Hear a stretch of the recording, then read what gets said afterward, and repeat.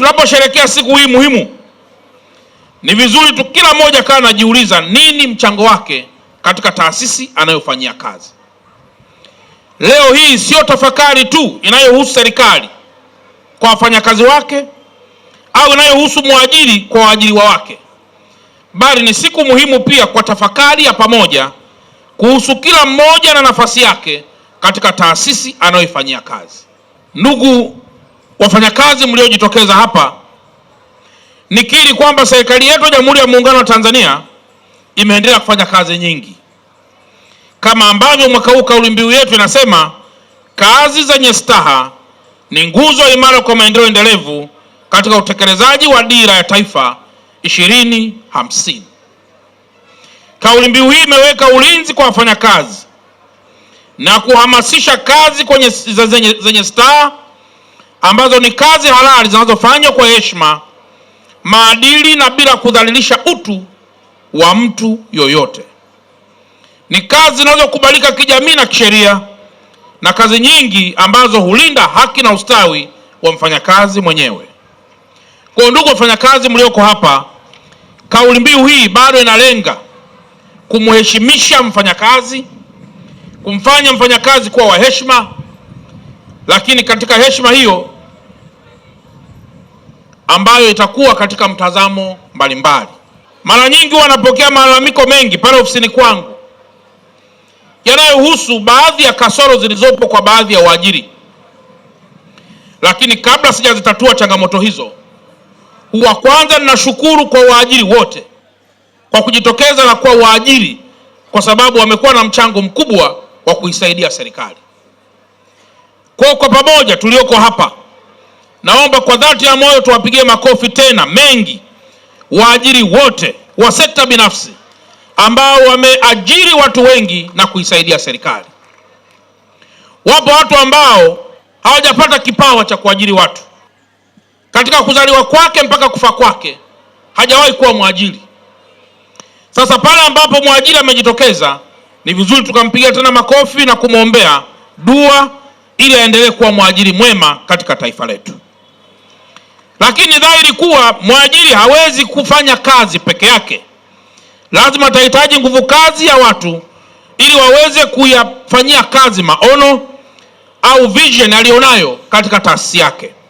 Na kwa mantiki hiyo, umoja na mshikamano, kuheshimiana na kuvumiliana kunapaswa kuwepo kati ya mwajiri na mwajiriwa, kwa kuwa wote wanalenga kitu kimoja. Tunakuomba utufikishie kilio hiki kwa Mheshimiwa wetu Rais wa Jamhuri ya Muungano wa Tanzania ambaye ndiye mwajiri mkuu, ili tupate nyongeza ya mshahara kwa mwaka huu wa 2026 ili tuweze kujikimu kutokana na hali hiyo.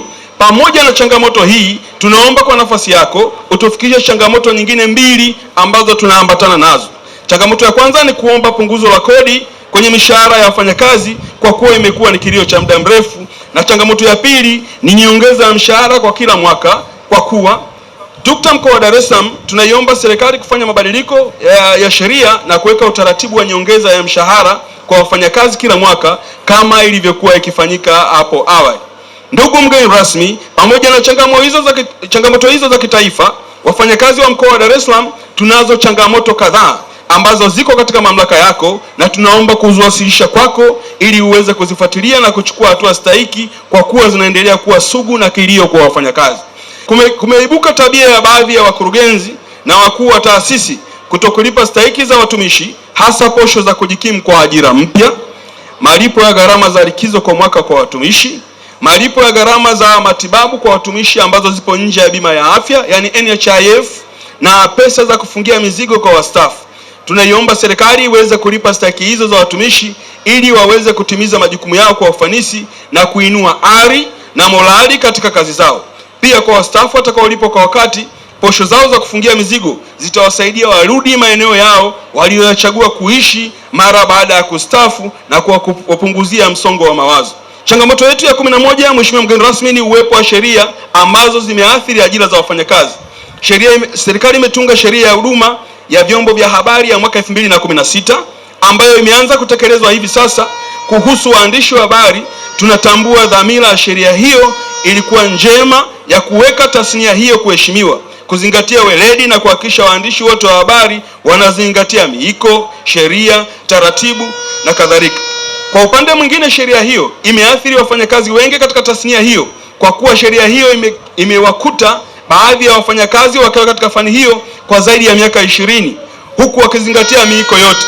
Kitendo cha kuwaondoa wafanyakazi katika ajira zao kwa kigezo cha kutokuwa na kigezo cha elimu cha shahada ya uandishi wa habari, yani diploma, ni vyema serikali ingewaandalia utaratibu mzuri wafanyakazi hao wasio na sifa ya kukidhi matakwa ya bodi ya ithibati ya waandishi wa habari, yani JAB, kwa kuwawekea mfumo wao kwa kuzingatia ujuzi, vipaji, weledi, umri kazini na kadhalika. Hali hii imepelekea baadhi ya wafanyakazi kupoteza ajira zao, familia zao kuteseka, na kwa wale wanaotegemewa. Ukirejelea watumishi wa umma walioajiriwa na vyeti vya darasa la 7, serikali iliweka utaratibu mzuri kwa wafanyakazi kujiendeleza huku wakiwa kazini na baadaye wakapata sifa stahiki. Tunakuomba kwa nafasi yako, ndugu mgeni rasmi, utufikishie kilio hiki kwa waziri mwenye dhamana ya Wizara ya Habari, Sanaa, Utamaduni na Michezo, kwani kuna baadhi ya waajiri wametumia vibaya sheria hiyo kwa kuwaachisha kazi wafanyakazi bila kufuata utaratibu.